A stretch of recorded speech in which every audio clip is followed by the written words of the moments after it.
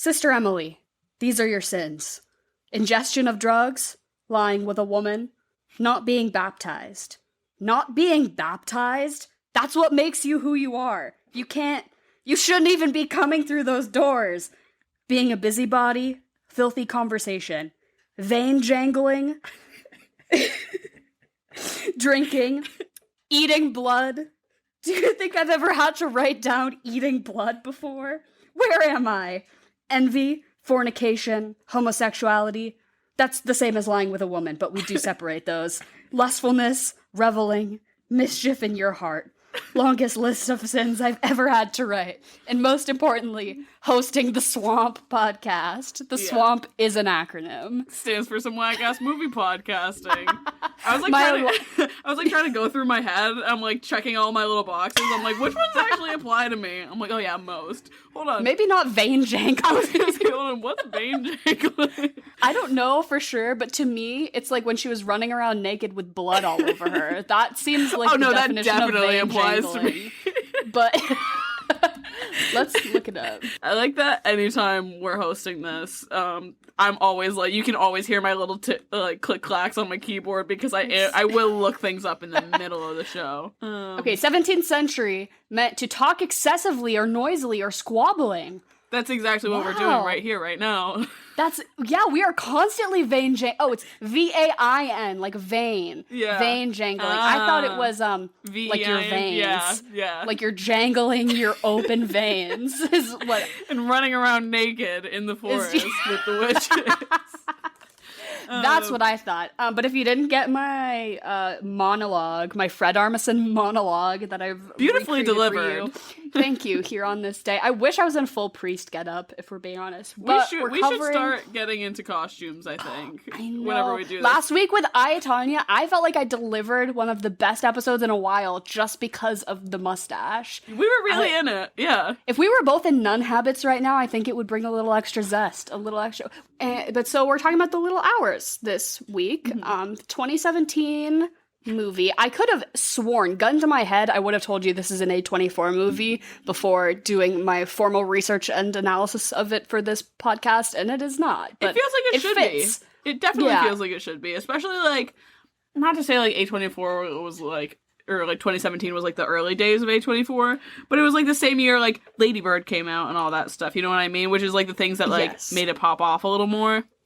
Oh, for sure. Yeah, it just like in the same, I don't know, like edgy kind of way that this movie, I mean, we can get into it, but it's very like, to me it's one note, but it works. And I think A24 does that sometimes with style choices, where they're like, the content of this movie, you can leave it or take it, but at least it's like nice to look at. And with this one, it's like the humor, you can kind of leave it or take it, but it's like the one joke of like, they're in the 13th century, but they're swearing. That's so funny. And it's like, it could work for you, it could not, but at least to me, they deliver like dialogue-wise. It's always entertaining and funny. So even when the bit is getting old, somebody will say something, and I'm like, oh, this is funny. Like, you got me.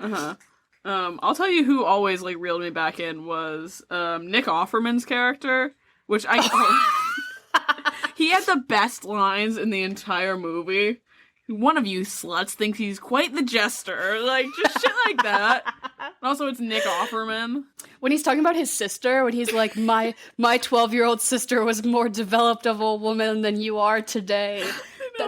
I feel like anytime we watch a movie that has a character with botched bangs, I write, this is what I look like when I cut my own bangs. And would you say that's Nick Offerman in this, or Fred Armisen? Nick Offerman, because they're looking a little rough. It's working for Fred Armisen. His are combed, they are straight, they are pristine, they're laid. Nick Offerman's, that wig is something, that's an animal that died on top of his head. Shit is crusty. But I think it's working for him. Like, dry. Yeah. Like, I feel like if I touched his hair, it would be crunchy. It's absolutely fried. But I feel like, if you placed my notes for every movie we've ever watched, and you highlighted every time I mentioned cutting my own bangs, it would be, like, maybe most of the time. But do we want to get into a little recap? I feel like there's not much that happens in this movie, but also at the same time, like, there is. This is totally a dialogue movie. I have a a playlist on Letterboxd that's just called dialogue movies, and it's like movies where, like I said before, like the plot you can kind of give it or take it, but it's like the way the characters are talking to each other is really propelling you as a watcher to like be invested in it. I feel that way kind of about Juno, Mean Girls, Heathers, where it's like the way they're talking is not quite the way people talk to each other, and it's intentional and it's like funny. This one, I think it's mostly just because they're like 14th century nuns and they're like, fuck you! And it's really good. But yeah, plot wise, I guess we can get into. So there are these nuns at this monastery. It's 1347. It's a monastery of nuns, and I think just one. John C. Reilly seems to be the only man like living, or I guess they also have like farmers and gardeners, but he seems to be the only like clerical member who's a man. But it's all like nuns, basically. A nunnery? Is there a word for that? Yeah, it's a nunnery. Nunnery. It's a nunnery. And we get this kind of hard cut to like Aubrey Plaza and Kate Mucci just like swearing in nun outfits while like doing nunly tasks, so you really know right off the bat, you're like, oh, so this is like the kind of comedy that this is going to be. Then we get a little flash over to the kingdom, or the king. I think it's implied that he's a king. Yeah, he's a nobleman. He's a nobleman. Nick Offerman is just like a little like well-to-do. Oh, okay. Yeah. He's a nobleman. Well, he lives in a fucking castle. And he is all up in his business about some war, and his wife literally does not give a fuck. And she's fucking one of the servants, who's Dave Franco, and they get caught. And so then Nick Offerman goes in and cuts his hair so that he knows which one it is in the morning, so he can like go find him. But then Dave Franco is like, I'm so clever, and he cuts everyone else's hair to match his little cowlick thing, and so that he's like, oh, which one is it? But then they get caught again because the wife is just on her shit, and she's like, we need to hump in public even though my husband's literally gonna murder you in cold blood. And so then he runs away, and he stumbles across John C. Reilly in the forest, who's drunk off of his ass on the sacramental wine, and he's like lost all these fabrics in a river, and he helps pick them up, and he's like, I like need to fucking get out of here. And he's like, well, if you pretend to be a deaf mute, you can come live back at the convent with me and like be like a handyman, like a gardener or whatever, but like you just can't talk to any of the sisters because they don't like it when men look at them or talk to them. So like you're gonna pretend to be a deaf mute, and that's gonna solve everyone's problems, because then also if they like catch word that there's this new deaf mute, like nobody's gonna suspect it's you, basically. And he's like, that sounds great. So they go back to the convent, and then basically it all turns into like all these nuns want to fuck Macedo the deaf mute. And they're like trying to fuck, and then they all also get drunk on the sacramental wine. They do some gay shit with each other. And Sister Fernanda, who's Aubrey Plaza, like has her friend who's a witch come in, and like they all do gay shit and they drink the wine. And then fucking Allison Bree's there doing embroidery, but she wants to leave, but her dad doesn't have enough money to let her leave. And then there's like they're doing sacramental or like sacrifices. They're like cutting themselves and like making potions. It's like so that they can fuck Dave Franco. Yeah, like Aubrey Plaza's like got a whole witch plot going on like in the background sort of thing, which like you don't quite realize until like the third act. But she's like making like a potion to like, I don't know, see if like Dave Franco's like until she sucks his dick at knife point. And then she's like, he'll do, and he's gonna like be the human sacrifice for the witch ritual. And they still think he's like a deaf mute at this point. And then he goes and fucks Allison Brie, and he like gets nervous and says something, and she's like, you're not a deaf mute, I know it. And he's like, I guess I've been exposed. But then he gets kidnapped to do the witch ritual, and he's like, please don't kill me. And they're like, you're not a deaf mute. And then Sister Ginevra, who's Kate Mucci, she like doesn't really know what's going on. She's on drugs. She's like tripping. She takes the belladonna, and she's like tripping balls, and she's also like just being a snitch. Basically, everyone gets caught, and then they send fucking Macedo back to the kingdom, and Nick Offerman's like, I'm gonna fuck your shit up, and they put him in a cell. But then the nuns come and they rescue him, and everyone lives happily ever after. The end. Yeah, no, the happy ending. Kind of. Yeah, no, the happy ending really threw me for a loop there. Yeah, because John C. Reilly and the main nun have been hooking up the whole time. Molly so, like, they're Shannon. also sinners. They're sinners, and they get caught, but, like, they're just gonna go run away together, and all the nuns have gotten Dave Franco back, and I'm sure they're just all gonna go, like, do whatever the fuck they want. So yeah, very pleasant ending for, like, kind of an up and down movie that's mostly about, like, sexual assault and human sacrifice. Yeah. So, do you like this movie? It's one of those, okay, so I think this is, like, the third time I've watched it, and it's one of those things, like, I think every time I like it a little less, almost. I couldn't agree more. This is one of those ones where, like, Henry and I were like, oh, like, date night, let's just, like, go see whatever is playing next or whatever. So we just went and we, like, Googled the cast and we're like, oh, this is a great cast. I bet this will be funny. So we just, like, went knowing nothing about it.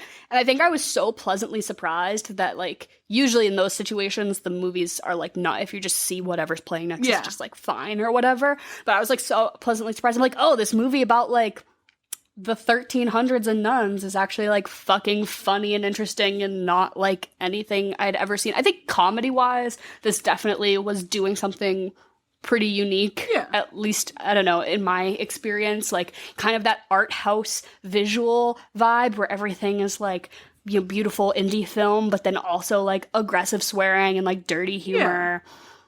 I just think blasphemy is really funny, if I'm being honest. Yeah.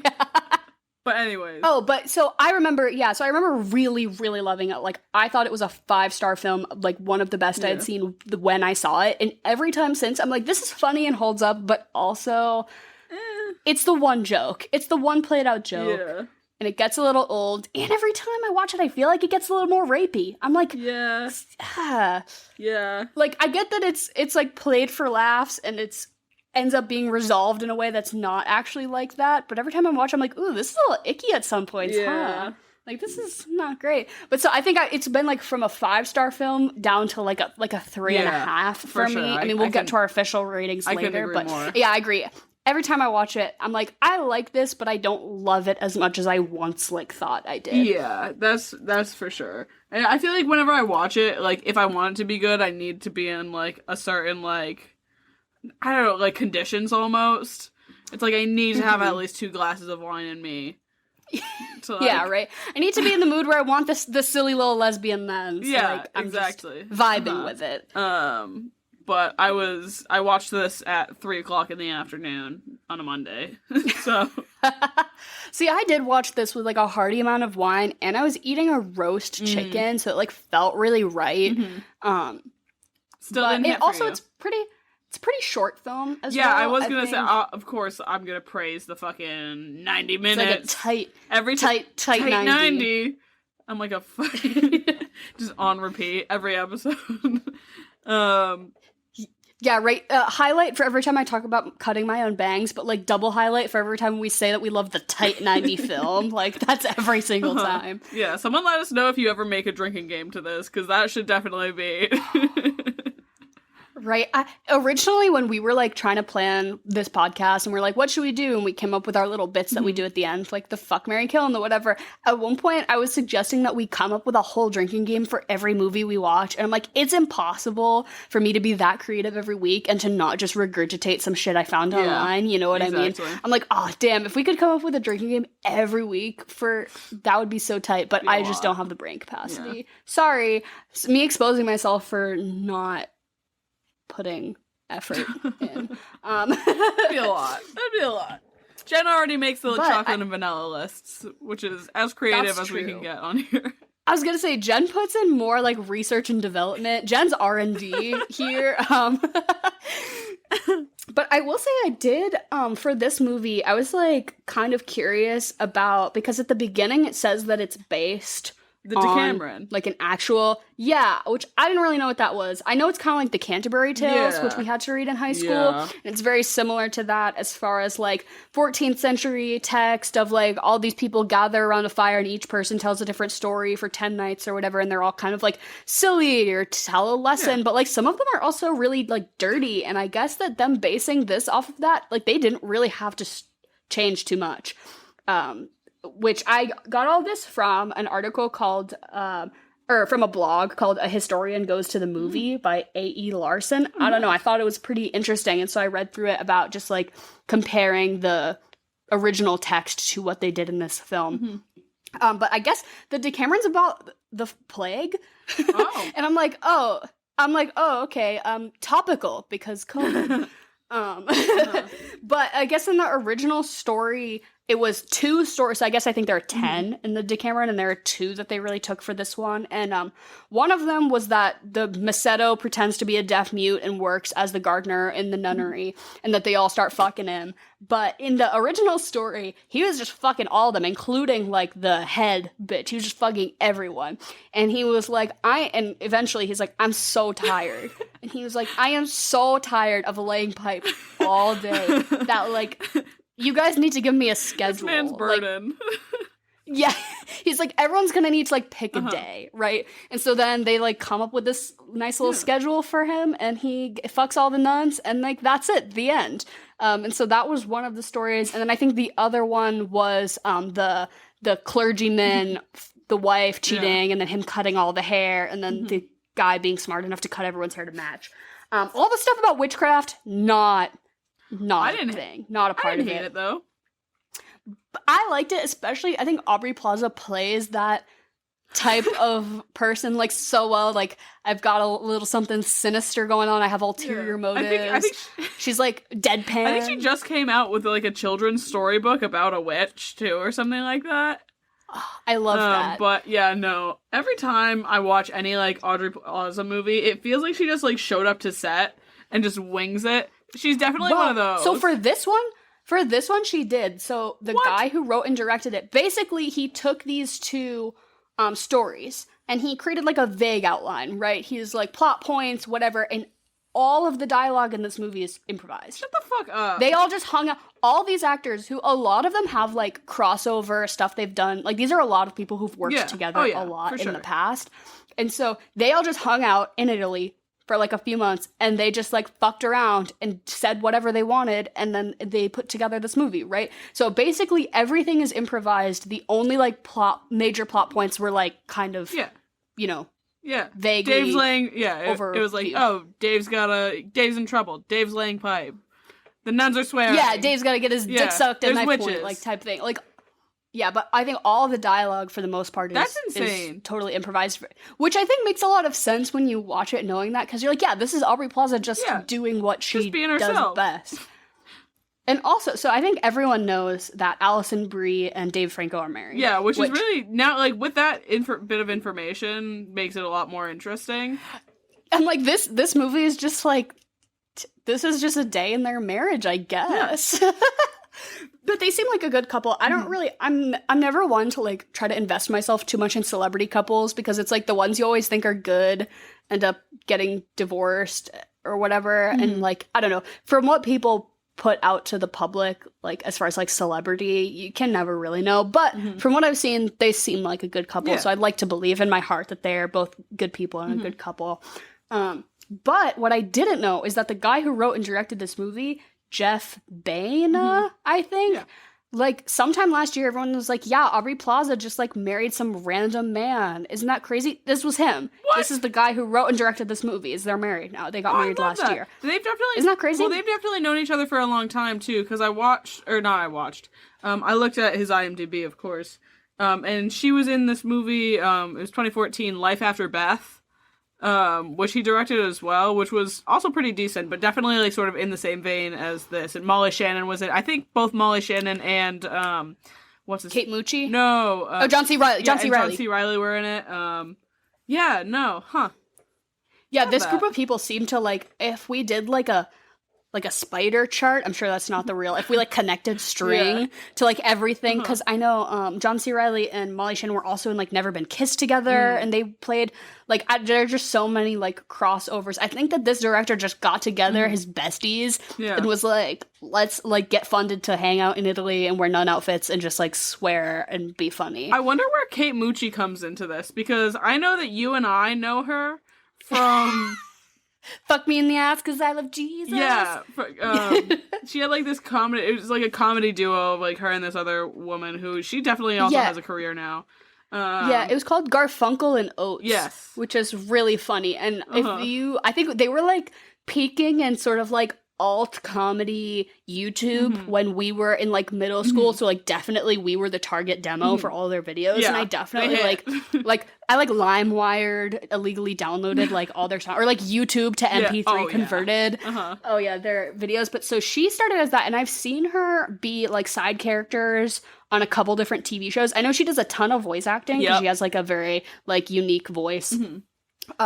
But yeah, I think she's fucking perfect for this. Yeah. She is that perfect, like, she's a snitch and she's neurotic, but also she's hilarious. Yeah, just wants to and you fit love in. her, but she's such a follower.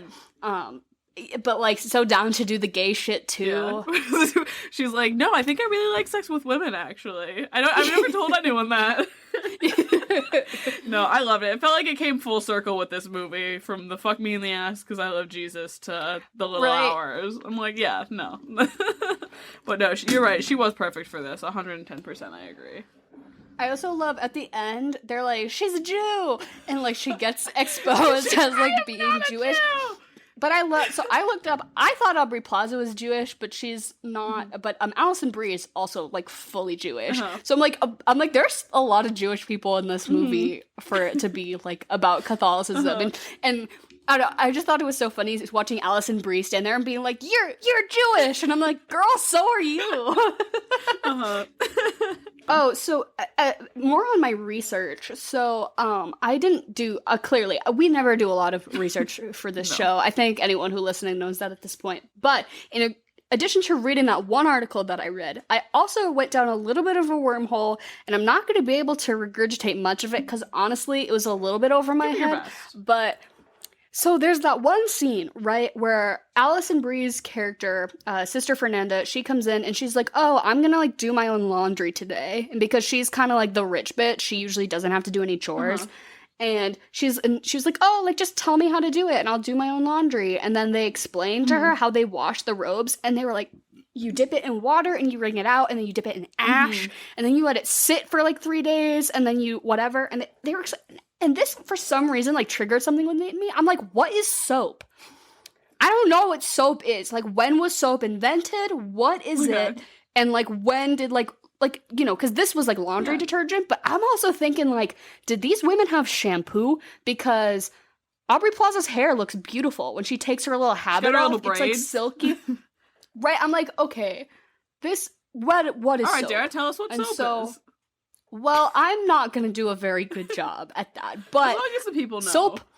Soap was invented in like 2300 BC, so like it is fully, soap exists at this time, but it's some sort of like fat. Yeah. So I'm like, it's like animal fat mixed with lye, which could be like ash. I was just like, why are they dipping their shit in ash if they're trying to get it clean? I don't understand the science behind what that is. But obviously modern soap is like all synthetic and chemical. But I'm like, do you ever think really hard about like, what is shampoo? I don't really know.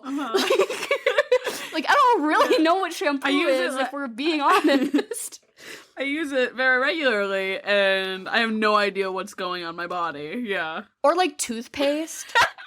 Honestly, because I know people brush their teeth with charcoal, right? So I'm like, that would make sense if the earliest form of, like, toothpaste was charcoal, and therefore earliest form of soap was some form of charcoal. But I'm like, what is toothpaste? Like, I can't think too hard about it because, like, then my brain is going to invert on itself. But I did read an article about what soap is, when it was originated. So this movie did make me do a bit of light reading. Interesting. So I guess props to that. But yeah, I guess soap can just be if you mix like lye and animal fat and then rub it on something, it like gets the dirt out, and then you dip it in water, which like I'm okay. Yeah, I guess. Sense. I guess that makes sense. And then you can also put like scent in it, and then that can be like, you know, for your body or whatever. So soap did exist during this time, and this has been my really informal TED Talk. I was gonna say, should we just start throwing fun facts into the podcast? Fun history facts? Right, let me do my brief history on the history of soap. I think we would have to get a third, well, Jen's our third, so like a fourth regular host to do like a history segment, and we can't afford to pay anyone. But I was intrigued about, like, the timing of this movie and, like, what, you know, was feasible to exist. Because, honestly, I don't know anything. If you fully told me that soap was invented in 1840, I'd been like, yeah, sounds right. All right. But yeah, I guess it was, in this time, it was actually, like, not that unusual for the literature, like we were talking about the Decameron, like, of people to be, like, making fun of, like, oh, of course all the nuns fuck. Yeah. You know, like, of course there's stuff we don't know about happening in the monastery, which is, it seems so crass when you see it, and they're talking like how we talk. And obviously, if you read, like, the Canterbury Tales, or I'm sure the Decameron, it's all, like, written in that old English. Yeah, it sounds like a riddle. Type. Yeah. Answer my riddles 3, and maybe you'll get to fuck Macedo the deaf mute. I'd give it my best go, because let me tell you something, Dave Franco's really hot in this movie. Right, would you risk not getting into heaven to fuck Macedo the deaf mute? Because I might. If I'm Alison Brie, she's about to risk it all, and she's like, you know, she's one of the dutiful nuns, she's following the rules, and she breaks, and I'm like, I get it. Yeah, no, I would say, I don't know, maybe. Counterpoint, though, is would you fuck Aubrey Plaza with a knife to your fucking throat? Yes. Which is, like, watching this, I'm like, this does feel a little sexual assaulty, but I'm like, would I be into it? Yes. Does he seem into it? Also kind of yes. Exactly. So this is a very horny movie. Oh, it is, yeah. And everyone's fucking gay. Everyone's gay and everyone's fucking, but then it's also, the ideal like, scenario. The dark turn of, like, now we're gonna sacrifice him. I'm like, but you could just keep him. Like, I like the original story where they're like, we're gonna keep him around and we're gonna fuck him until he demands we put him on the payroll. He was basically like a sex toy. Which, for Dave Franco, love that for him. Right? I like that his character is just a little slut in this.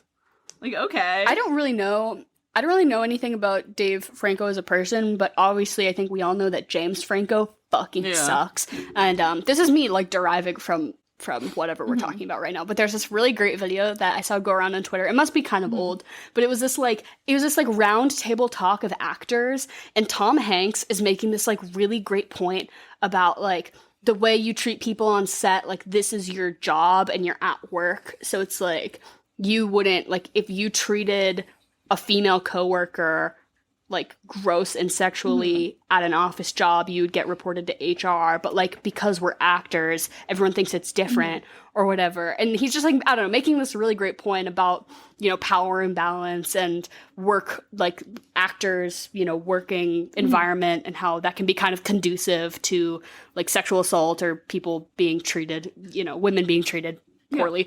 And fucking James Franco is there, and everyone's, like, nodding in agreement, and then the moderator's like, James, what do you think? And then just dead silence, because, like, obviously I feel like everyone knows that he's a fucking piece of shit. Yeah. And so I'll try to find it. I'll try to retweet it. Yeah, they set him up for on that. On our Twitter page. Oh, but I just, like, it lived in my mind rent-free for a few weeks. I was like, oh, Tom Hanks really did that, huh? He really was, like, looking at James Franco, being like, yeah, isn't it wrong to, like, take advantage of women when you're on a movie set? Buddy. Yeah. Yeah, I feel like Dave Franco has stayed unproblematic, which I like. I like him and Alison Brie. They're, like, two of those actors that, like, I kind of, like, I don't know, I guess forget about until I see them, and I'm like, oh, you guys are, like, really good. Until Dave Franco is in that fucking magician movie. What's that one? Now You See Me? And I'm like, oh, this makes sense for you. That adds up. All right. Also, Alison Brie in Glow. I haven't watched Glow, but I know every time that she was, like, nominated for awards for it and they showed a little clip of her wrestling, I was like, ooh, I feel some type of way about this. Yeah. Alison Brie in a little spandex whipping women to the ground of a wrestling mat. Is this awakening something? I think I've expressed this on this show before. I love Community. I think it's the best, like, a comedy sitcom, like, made ever, and she's so good in that. And that's the only reason why I know she's Jewish, is because her character in that is, like, very much Jewish, and it's expressed through, you know, many comedic bits. But she's so good, and I think she's very versatile, because, like, she's not particularly funny in this. I mean, she has her moments, but she's not one of the, like, standout comedy characters, and she's, like, fully a comedic actress. She's very funny in a lot of stuff. For sure. I was gonna say, like, I feel like, like, no one, it's very much like an ensemble cast, because, like, no one, particularly stands out. Like, I guess, like, to me, like, the person that stands out the most is just Aubrey Plaza, or just because it's her. You know what I mean? I think Aubrey, as far as the nuns, I think Aubrey Plaza's the standout. I would, like, give honorable mention to Kate Mucci just because that end scene where she's vein jangling, definitely, like, ropes everything in. But I would say out of the whole nunnery scenario, Aubrey Plaza's for sure. Just her deadpan delivery, so good. But I would say maybe out of the whole movie, it's Nick Offerman. True, yeah. So I think you get the come in at the last minute of Fred Armisen, and his character really does it, but like he's not there enough, I think, to be truly considered. But if I'm gonna like rank the performances in this movie, I think Nick Offerman might be number one. I would say so. I like funny. That, like you said, he's literally just like in the first like maybe the first 20 minutes and the last 20 minutes, and that's it. But like I said, he's got the best fucking lines. They just make me crack up. But also, speaking of Fred Armisen, and maybe we've talked about this before, did you hear him and Natasha Lyonne broke up? Yes. Have we talked about this before here?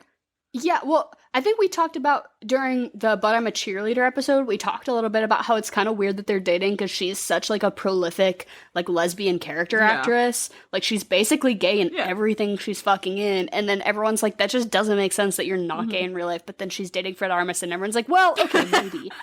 maybe, okay, then that might make sense. But I did see that they broke up, and I saw that she's with someone. I also didn't know that he was married to Kate Moss. Right? Elizabeth Moss. Elizabeth Moss. What? Right? Mm-hmm. That does not make sense to me because she's in Scientology and he's a funny little Portlandia man.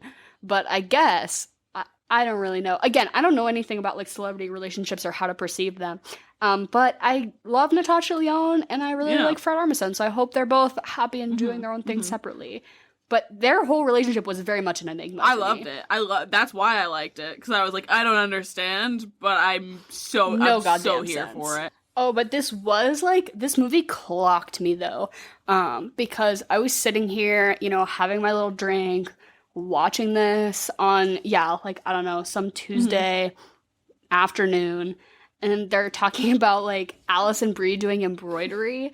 And her dad, she's like asking her dad about like this potential like marriage situation, but he obviously can't afford the dowry because like his business is failing or whatever. And he's like, well, some people have like romance and marriage and just some people have embroidery. And I'm sitting there with an embroidery hoop in my hands, I was actively doing an embroidery project while watching this movie. And I'm like, oh, I really played myself here, didn't I? Like I should have seen this one coming, because I was just like, I can't help but feel roasted. All right, so we're here with my lovely mother, Jen, as always, for our little interim chocolate or vanilla segment. She hosts a game roughly halfway through our show. It's called Chocolate or Vanilla, and she just gives us two options, and we say which one we like better. It's pretty neat. Is there a theme this week? There is. So because it's chaos, I'm going to be chaotic and give you the theme for Cat in the Hat instead of... Oh!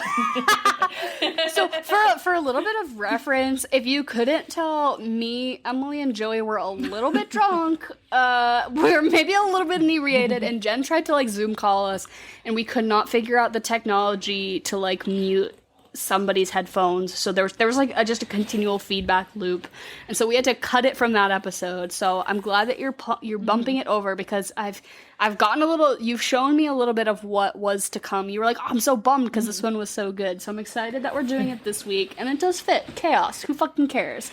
So yeah, these are things that rhyme. Ooh, okay.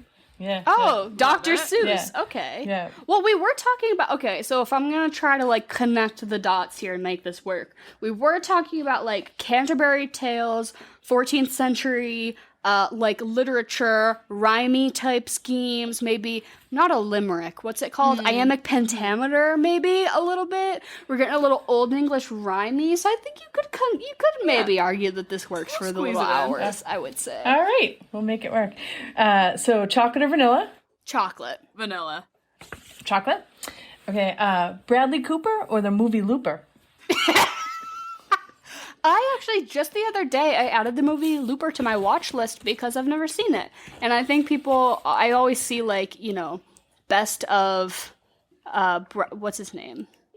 Joseph Gordon-Levitt? Joseph Gordon-Levitt. It's always like best of Joseph Gordon-Levitt, and it's always Looper. And I've never seen it. It's like sci-fi and looks up my alley. So I just added it to my watch list, but I have to go with Bradley Cooper, I guess, because I have seen movies that he's in, and I have not seen Looper. So process of elimination. Yeah, no, I really like Bradley Cooper's movies, and similarly to Dara, I have not seen Looper. But I always like his stuff. I always think he gives a pretty stellar performance, so I'll go for Bradley. Yep, same thing. Bradley for the sweep. Survivor or MacGyver? Oh my god, Survivor. I think I haven't expressed on this show enough of what the reality program Survivor means to me as an individual. When I was in like 3rd grade, I had a Survivor-themed birthday party where I split my friends up into tribes, and I fucking hid immunity idols like in my house, and we like did Survivor. I don't think we made it. I wanted to vote people out, and Jen was like, if you make 3rd grade girls vote each other out, that's gonna start some shit that you are not ready to clean up. And I was like, you're probably right. Dara wore a blue buff every day to 3rd grade. Yeah. It came up during parent-teacher conference. That's all I'm gonna say.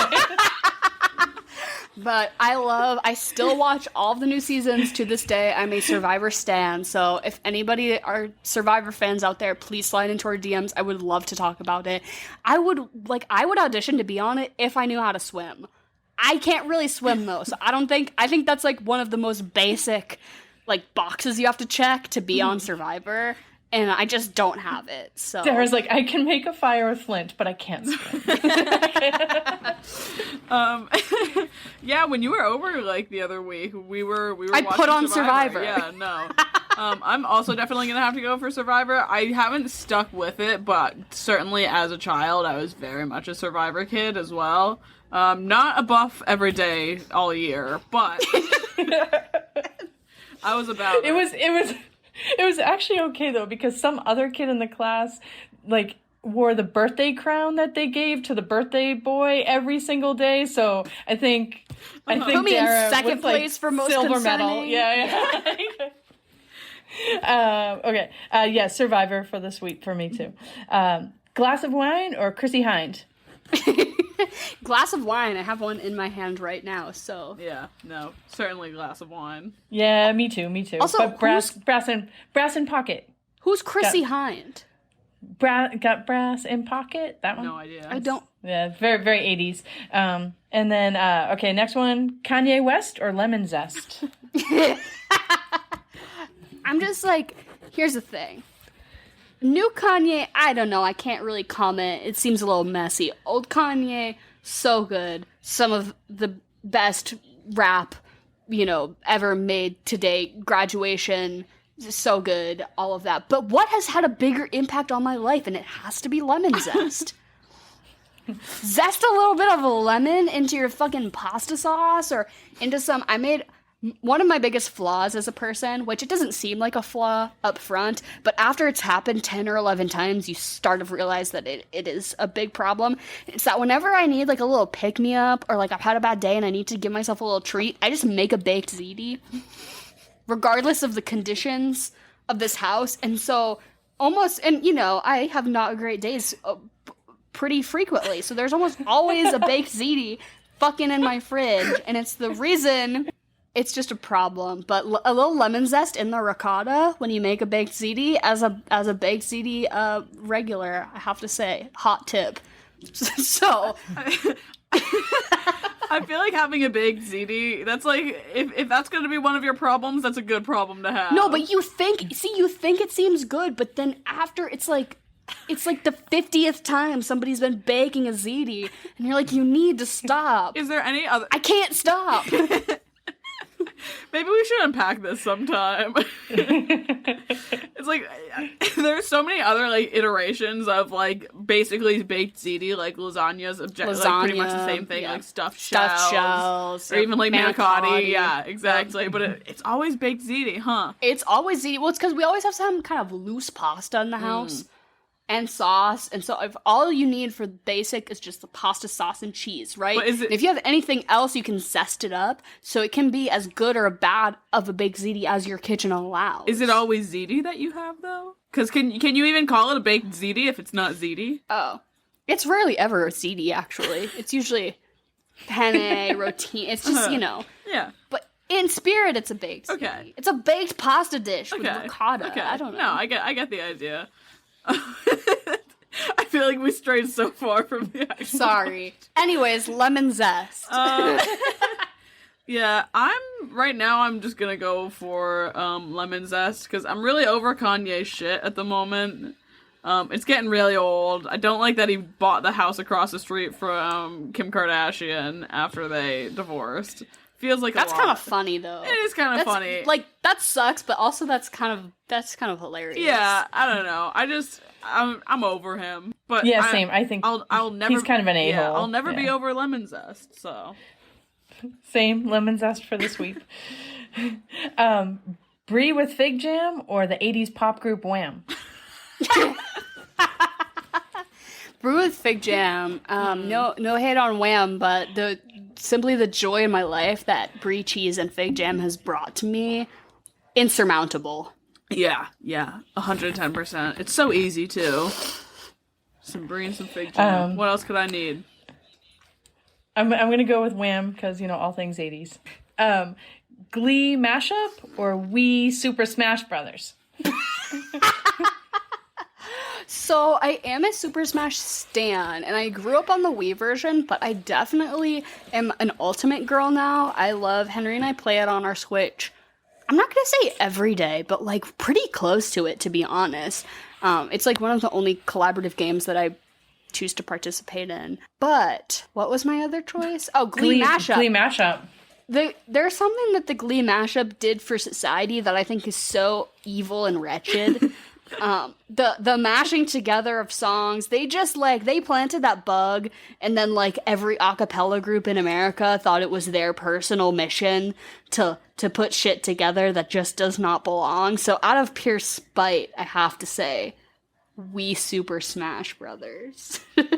See, you're so right about just the most putrid shit coming out of that Glee scenario. The only mashup I will ever tolerate from Glee is the birthing screams of Quinn Fabray paired with Bohemian Rhapsody. This comes up That's at it. least once a month. It's the funny It's thing. the That's not a mashup. It's only one song. You need two No. songs to The be a birthing mashup. screams are song 2. It's a mashup. It depends how you look at it, alright? We're framing it this way. Yeah, I don't know. Here's the tough thing is I have never been a Smash girl. I've never got it. I never really fucking played it. And now at this point, I feel like I'm too far behind to even try. So I guess just because of my past with Glee, I will say Glee. Sometimes I like that foul shit. You know what I mean? Do I want to pick it? No, but I'm gonna pick it. I want to pick it because I love Glee mashups. I will say one that stands. I mean, other than the Quinn Fabray birthing, but one that stands out to me as kind of tolerable that I do recall as being kind of a moment was there was a Halloween episode where they were on the football field and they did Heads Will Roll by the Yeah Yeah Yeahs mixed with Thriller by Michael That was Jackson, really and it good. it was No, the moment. I you're remember right. I had that on my little iPod shuffle and I was like, oh, this slaps. This slaps That was hard. actually very So good. There were a couple of times where Glee got it right, but for every 100 that they butchered, the one that they did good, it just wasn't worth it. Anyways. Okay, bagel with lox or a Jack in the Box? Well, this is a great rhyme, Jen, but simply a Jack in the Box has nothing to offer Yeah. me, whereas a bagel with lox absolutely does. Exactly. Did you know about the cream cheese shortage? I didn't know about it until you tweeted about it the other day. Right now, there's a national cream cheese shortage. Interesting. It is true. I bet It is true. And Philadelphia will rebate coupon you if you say that you're not making cheesecake on holidays or something. There's fully I go to Wegmans and there's no cream cheese and they have a little note that's sorry, cream cheese shortage. And when you find it, you grab a few. Yeah. Or no, it's like limit 2 per customer, like because of the issue. I don't know what causes it. Maybe like unions or something. Supply chain. I'm gonna go ahead and say it's all the bitches on TikTok that figured out that crab rangoons are super easy to make at home. It's the same thing as like how you couldn't find feta for like a month because everyone was making the feta pasta, and now everyone's making their own crab rangoons. That's my bet. I will say, Henry has made homemade crab rangoons from before, and he puts a little sriracha in there. So you do like the crab, the scallion, and then the cream cheese. But then you add a little sriracha, like make it a little spicy, and the wonton. Then you fry it. We'll bite. Not to encourage the cream cheese shortage. Please be responsible with your cream cheese consumption at this time. Yeah, no, I'm gonna have to agree with Dara here. Bagel and lox for sure. Yeah, same thing. Bagel for the sweep. Tony Stark or Callista Flockhart? Who's Callista Flockhart? Because I'm inclined to choose her. She's like Ally McBeal. She's also on, she's the boss on Supergirl. She's married to Harrison Ford. Oh, great. Yeah. I will choose, what's her name, Callista? Yeah. I will choose Callista Flockhart because being married to Harrison Ford, that is a fucking accomplishment and a feat within itself. And also, no love for Tony Stark in this house. Fuck that billionaire. Fucking doesn't pay his taxes ass. Fucking. No, I totally agree with the stance that Dara's taken on this. Breaking down Harrison Ford doesn't seem like an easy task. She got that ring. Good for her. Yeah, I'll go with Callista Flockhart. If Ally McBeal ever comes up, it was pretty groundbreaking. It was like a series about a law firm, and like the big deal was, they have a no gender bathroom. So, and then this was a television program? Yeah, and then they had a animated dancing baby when she was nervous that she would see. Yeah. So it was kind of it was like really whack. All right. Yeah. Okay. Boston cream pie or McDonald's French fry? That's a good one. I'm gonna say something maybe controversial on this show, is that I think the McDonald's fries overrated. I think people, if you're gonna rank the big 3 chains, Wendy's, McDonald's, Burger King, as far as fry quality, everyone's always quick to jump and say that it's McDonald's. And to me, that is simply not the case. It's just not right. I love a shoestring, don't get me wrong, but they're too skinny in the way that the potato content is low, and whether you get them salted or not is like a huge toss-up, whereas Burger King is there every time. They're a little thicker, so even if they're not super fresh, they're still pretty good. They're nice and soft. I have to say, Burger King doesn't win in a lot of fields. I'm really passionate about fast food. I don't know if you can tell. The Burger King fry, everyone is like, oh, McDonald's fries are the best fries. They're simply not. The Burger King fry is better. Go get them and test them side by side. Tell me if I'm wrong. The Burger King fry is superior, and so I have to say Boston cream pie because Massachusetts pride. That hurt me to hear. I'm not gonna lie to you. Really? Are you a McDonald's fry girl? I feel like so many people will be like, oh, my hangover food is like X, Y, or Z, and it's always like something that's like not like that bad or whatever. But I'll say it with my chest. Like, I want McDonald's whenever I'm hungover. That's the thing I know. I have tried and tested it with other things. I've gotten like Chipotle or like Boston Market or something like that. No. I know what I want now. I'm 22 years old. I figured it out. I want McDonald's when I'm hungover, and I want those fucking fries. It's just like a comfort food. Like, Jen, you said that, and now I'm sitting there, I'm like, what am I gonna do for dinner? Because I want those fries. I'm not Get like, the extra large one. Yeah. I'm not gonna like defend them and say they're the best. I don't think they're the best. I don't think Burger Kings are the best, but Burger Kings are better than McDonald's. Burger King fries are fully better than McDonald's I'd say fries. Wendy's is like the highest up if you're putting. Wendy's fries are dog shit. What are you talking about? Wendy's fries are soggy. They are never fresh. They are never salted. Wendy's does a lot of things right, but I would dare order a baked potato before even considering fries. I don't know how we've had such different experiences here. My other issue is that what else, okay, besides the fries at Burger King are there for me and that I want to order from Burger King? I don't want to, if I'm not ordering a burger, I'm not just going to go to Burger King to get just the fries. I'd like to clear this up here and now. I'm a Taco Bell girl. Just to like get that out of the way. If we're like doing fast food rankings, there's no competition. But obviously, if I haven't made my stance known, it's the it's the McDonald's fry for me, not a Boston cream pie. All right, I am gonna pick Boston cream pie because I would always pick a dessert over a French fry. Fruit Ninja or Trivial Pursuit winner? Oh my god, Trivial Pursuit winner. Fruit Ninja was just like a quick app phase back in like what? 2013, but winning Trivial Pursuit, my favorite thing in the world is knowing a thing of trivia in a moment when it means most. And I think this is purely genetic, Jen, because I think both you and Gary have this, and I have the like, if I'm watching a movie and there's a fun fact I know that I can say in a moment to make me, not just because it makes me look smart that it feels good, but just like I know a thing and I have to say it, I just have to say it. It's not always accepted.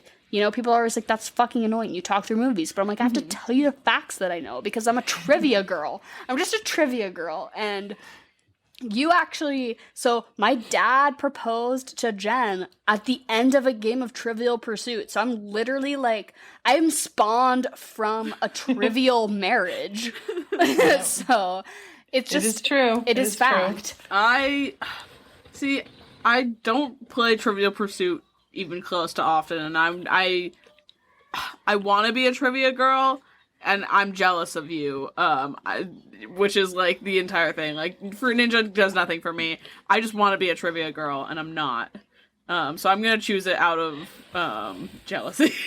Well, I will definitely pick Trivial Pursuit too, and I think you can be a trivia girl. You probably are. You just haven't tried it enough. Okay, my favorite murder or BK Impossible Burger? Oh my god, we were just talking about BK, but I will say that the Whopper is dog shit, and so is the Impossible Whopper. I commend them for being the first to like do the whole Impossible meat situation, but that's like a whole can of worms I'm not trying to get into. And I tried it, and I was like, this is like, it tastes like a Whopper. It tastes exactly like a Whopper.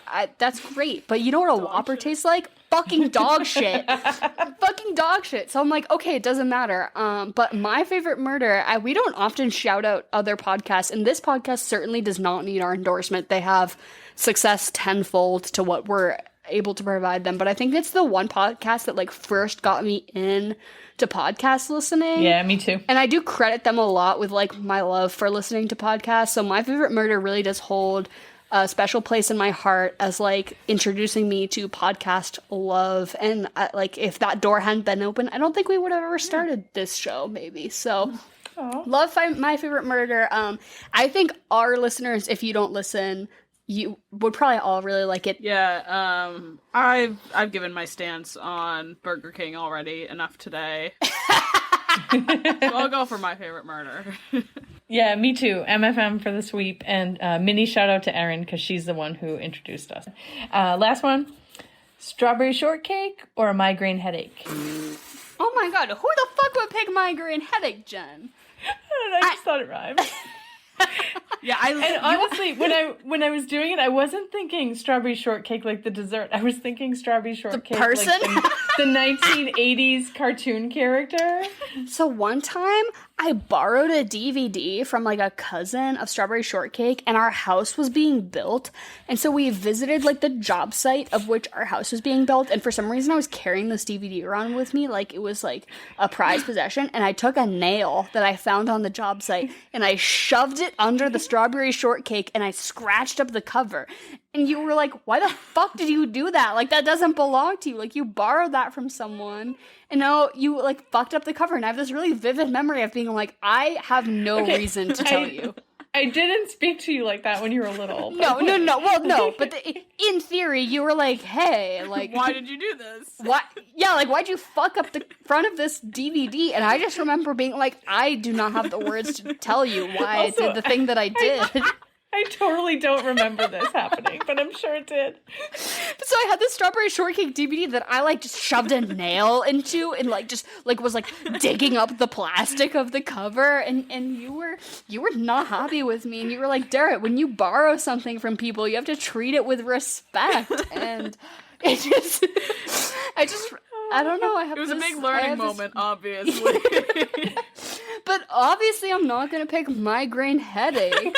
Yeah, I'm gonna actually just pick strawberry shortcake, the dessert, not the person. I don't have any strong childhood memories that relate to her.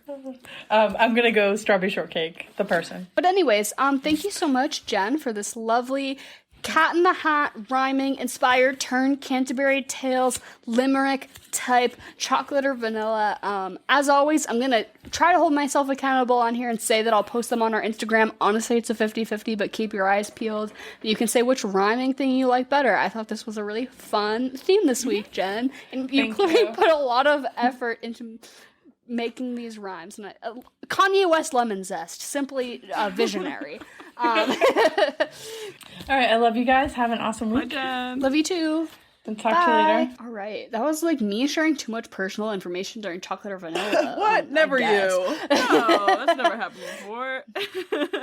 No, who, me? Oversharing on the pod? Who, me? Yeah, do we want to get into our little regularly? Let's just get into it. I feel like I've hit everything that I've wanted to hit so far on this movie, but I have a lot to say about our segments. Okay, do we want to start with food and drink? Yes, because we never have a consistent what order we do, but I think happens when it happens. It's food and drink today, and we talked about this a little bit beforehand, and I did mention earlier I ate a roast chicken, and I feel like it's right, but I honestly feel like I've recommended like a roast bird a couple of times now, so we're gonna leave that in the past. Let the past be the past. Here's my thing is I mean, we were talking about this before, and I told you I was like, my recommendation for food is a rotisserie chicken. I think, okay, let me set this. But like from the supermarket and eat it with your hands. Exactly. Here's the thing. I have to set the scene, all right? There's a specific way I think you should watch this movie, and I think you should watch this movie with your girls, all right? You need to be... There's a scene in this movie where they're all drinking wine, and all of the nuns... and fucking? This is right before the fucking, though. Which, that's optional for you and your girls. I don't know. Do whatever you please. But it's the part where they're all drunk, hanging out, and it's all the nuns, all like the three little nuns in there, all start like singing and harmonizing, sort of thing. You need to be. Oh my god! I love this scene because Sister Ginevra, Kate Mucci, is like, I'm not gonna drink. Like, it's not. And then she takes a few sips, and then it hard cuts to them being like, and they're singing. Like, that's so me. So I'm like, I'm not gonna get too drunk. Like, I'm just like casual, whatever. And then me, 3.5 bottles of wine later, harmonizing with the girls. Yeah. Yes. Exactly. So you need to be there. I think the way that you get there, is you have a. I don't know, you could not be like me, but I like a little craft. I like a little task. And I think you should all make your own sangria together. You make sangria with the girls. Someone goes to Big Y, buys the 2 rotisserie chickens. You sit down and you eat it with your hands, and you're just drinking your sangria. That's the ideal situation. Feral. Go feral on a fucking rotisserie chicken. My answers are not quite grounded in as much truth as yours. For some reason, I just had a vision. Pomegranate martini was coming to mind for me. It feels a little fruity. It feels a little gay for some reason. But also, like, which is this it's movie? kind of red, and, like, blood certainly is there's a whole put blood on your cheek to make men think you're hot, story arc here. Yeah. So I think we've for all some been reason, there. pomegranate martini is kind of sticking out to me. And then I think the most basic answer, obviously, is red wine. We have all these great shots with the John C. Reilly priest character having these, like, late night red wine sessions with Dave Franco, and they just, like, drink a whole bottle. And I don't know, rip some wine during this movie. It just feels right. And then, like I was saying to Emily before, like, it just, like, a roast bird feels good. I think I've suggested it too many times for it to be, like, acceptable, but a roast, like fucking chicken or something. Just, dig into a roast bird with your hands. I don't know. It just Yeah. feels right for this movie. Or, again, we're such charcuterie bitches, but, like, a rustic charcuterie board, like, rip into, like, a baguette with your hands, like, just fucking break apart a baguette and smear some soft cheese on there and eat it. That also feels right for this movie. And then, so for Fuck, Marry, Kill, do we want to do the 3 main nuns? Obviously. Yeah, so Yes. Sister Ginevra, Sister Alessandra, Sister Fernanda, meaning Kate Mucci, Alison Brie, and Aubrey Plaza. Yeah. This feels really easy for me. Definitely gonna fuck Alison Brie because I don't think I could be in a room with her under any other circumstances. Her character is very unlikable. However, Sister Ginevra, Kate Mucci, is even more unlikable in this. It's one of those things, like, I would trip with her, I guess. But even then, I don't know. So I'm gonna have to kill her, and obviously I would marry Sister Fernanda, Aubrey Plaza, and join her coven. I would love to start a coven with her. It's not start a family, it's start a coven. No, you're so right Yeah. for that. And I guess just to diverge from your obvious answer that makes so much sense, I'm gonna just fuck Sister Fernanda. Like, it just makes sense. The scenes in which Aubrey Plaza is... She's just hot. It's nice. Yeah. I would be there for it. Like, if nice. she pulled a knife on me, like, I'd be okay with it kind of situation. Not your favorite. But, like... You're like, okay, like, yeah. You're like, we can do it once because I know you're into Right. it, but, like, I'm deeply uncomfortable. Or, like, I didn't know I was into it until right now. Like, kind of situation. So I'm definitely... You're like, oh, this unlocked part of my brain. Right, I'm gonna fuck Sister Fernanda. I think I'm gonna marry Alison Brie because although, like, she seems, you know, she's kind of vanilla, she's kind of just doing whatever. We've got some insinuation that, like, maybe there's a dowry happening here, and she seems nice enough. So if, like, I can start a nice, like, little life with her in the countryside, if her father can pay for her to be, like, put up at this, in the nicest room at this nunnery, like, he can pay for us to have a nice little cottage on the countryside. Like, neither of us have to work. We can just, like, I don't know, hang out with our pigs and cows or something. It could be nice. And then I'll still kill Kate Mucci because we don't fuck with snitches in this house. No. But then, so what do you think of the whole movie? Because this is just opening up a world of possibilities. I'm gonna, none of these nuns are in my whole movie one. I thought about marrying Aubrey, but I'm gonna have to put a lid on that because I'm gonna marry, the head nun Molly Shannon. I don't know her name, in the film, but... Head nun. Yeah, head nun. She seems sweet and sensible, and just, I think we'd really get along. I think we'd build a lovely life together. I'm gonna fuck Marta, though, who's Aubrey Plaza's witch friend. She's just hot. Hot, gay, then- here for a good time. Like, yes. Yeah. I don't fuck with, like, the witch thing that much, but, like... I could. I could. Yeah, for her. And I'm gonna actually end up... This is a tough thing, because she is a MILF, and I would smash, but I'm actually gonna kill Francesca, who is Nick Offerman's wife in this, just because I think it's fucked up and really selfish what she did to Dave Franco, and I don't fuck with that. She put his life in danger, just because she wanted a little sex. Go find it somewhere else. I think you're so right for that, and for that reason, I will be fucking her.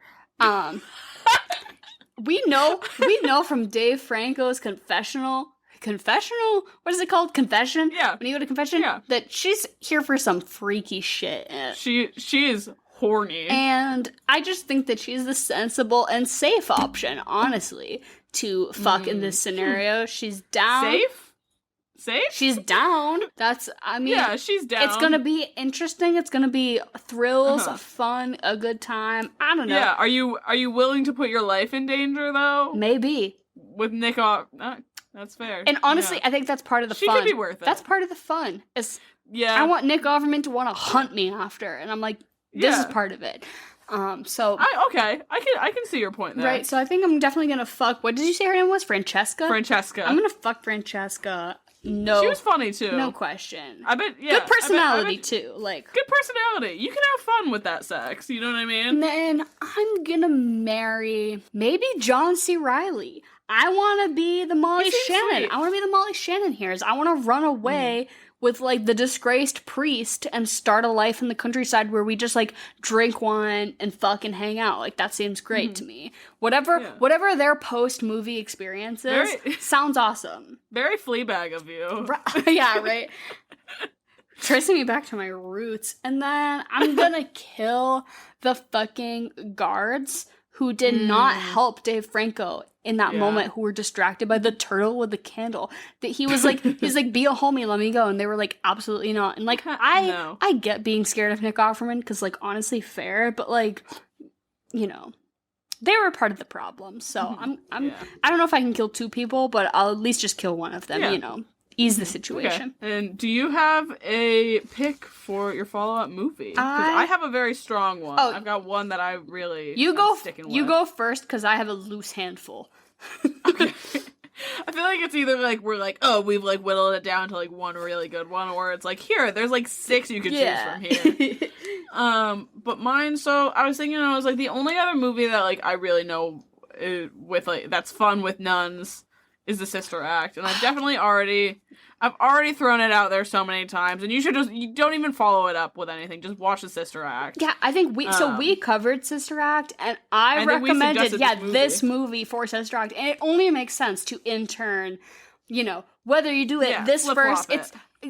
I love to make playlists on Letterboxd that only have like 2 or 3 movies, just like most niche, like people playing twins of themselves, or like weird, but this is like Undercover at the Convent. 2 movies. Yeah. It's just 2 movies. It's this and Sister Act. It's perfect. But so for mine, I was like, okay, I can't take the nun angle for this. So what angle am I gonna take? And I said, okay, witches. There's enough witch movies out there, and I think the witch plot line in this is the back plot. Like, you know what I mean? Yeah. So I was like, okay, what's something with the front plot, and what's one that's just fun to watch? It's not asking a lot of your attention, sort of like this movie. So I'm gonna tell you to watch Kiki's Delivery Service. Ooh, I love that movie. I recently have been wanting to put that on because I own 2 black cats, and so I wanted them to have like some positive representation in film. You know, because we don't watch a lot of movies that have black cats in them, and I just want my cats to feel seen. So recently, I've been like, Henry, we should watch Kiki's. Like, it could be good. Should validate them. It could be good for our cats. That's one of my favorite movies, though. I remember watching that. My mom had it on like, I don't want to say VHS tape, but like maybe VHS, definitely DVD. Like when I was really little growing up, but like very vividly as the first Hayao Miyazaki film I ever saw and like recognized as being like a very special art style type of film watching. Big fan all around. But so I'm gonna say for this, obviously other than Sister Act, because it just makes sense. Ingrid Goes West. If you're gonna do an Aubrey Plaza thing, she also plays like kind of an unhinged, but like maybe even more so character. It's also available on Hulu, and at least in my experience, it's the thing that Hulu recommends you like up next watch type thing at the end of this, and it's a great movie in my opinion. She gives a great performance, plays also kind of like a chaotic, unhinged character. It's really funny. So just if you're in an Aubrey Plaza kind of mood, definitely watch Ingrid Goes West. But also I'm going to use this platform that I've given myself on this podcast right here and now to talk about the best movie I have seen in the past 365 days. Oh, you were very excited about this. Pig, starring Nicolas Cage. Also available on Hulu. So just once you finish watching the little hours, which is currently available on Hulu, X out of, the little screen and go type PIG in the fucking search bar and watch that movie, because truly, I have not felt this passionate about a movie in like a hot minute. Truly the best thing I've seen in a really long time. I can't recommend it enough. Only for the reason that it's just on the same streaming platform and that I liked it. It's like, here, it's not particularly long. I don't think it's longer than 2 hours. And I just can't say enough good things about it. I'm not going to like spoil anything, but just Nick Cage gives the acting performance. I'm not going to say of a lifetime, because he like always kind of brings it in that weird Nick Cage way that he does, but great performances, great story, sort of the like Taken / John Wick revenge story about a truffle pig that you didn't know you needed. I don't know, but honestly, I watched it the other night. Like, I think I watched it 3 days ago, and I can't stop thinking about it. And I can't. Every person who likes movies that I know, I've texted, and I'm like, go watch Pig on Hulu. Like, please go do it. So, yeah, just elevating my platform on this podcast to recommend movies that I like to people who listen. I loved Pig. I'm here to say it. Cementing my I can't wait to watch. I don't like really hyping it up. I don't know. I really haven't liked a movie. You know, when you watch a movie and you're like, oh, this is why I love like watching movies. Yeah. It's so good. That's how I felt the whole time. Also, Alex Wolff is in it. If you need another booster, yeah, Naked Brothers Band. Also like Hereditary. Also Hereditary type. But he's in it and he's great too. As far as new shit, if you want to watch some new stuff. And then what do we have left? What do you rate this out of 10? I'm gonna give it a 6.5. Oh shit! I was gonna give it a 6.5. Yeah, like I said, I think like because on Letterboxd you do out of 5, and I think I originally gave this 5 stars, and every time I've watched it, I like bumped it down. But so like I think 3.5 is or like 3 is the standard. So yeah, I agree. The 6.5 feels right. And so this was chaotic month choice. I think this is kind of a chaotic movie. And thank you for sticking around. Next week, we're going to have some guests, actually, from the Australian podcast 3 Tickets 2. We're really excited to have them. We were on their show a couple weeks back, so if you want to go check it out, I'll link it in the bio. And we talked about the Tom Holland Spider-Man movies, kind of in lead up to the newest one that just got released. So it was a lot of fun, and they're super awesome, and their show's really cool. And if you like our show, you'll probably like their show, because we talk about a lot of the same like pop culture movie type stuff. But they're going to be on our show next week, so keep your eye out for that. We're really excited to have them as guests. And as always, all of our links to our merch and social media are in the bio below. And thank you all so much for listening. This has been chaotic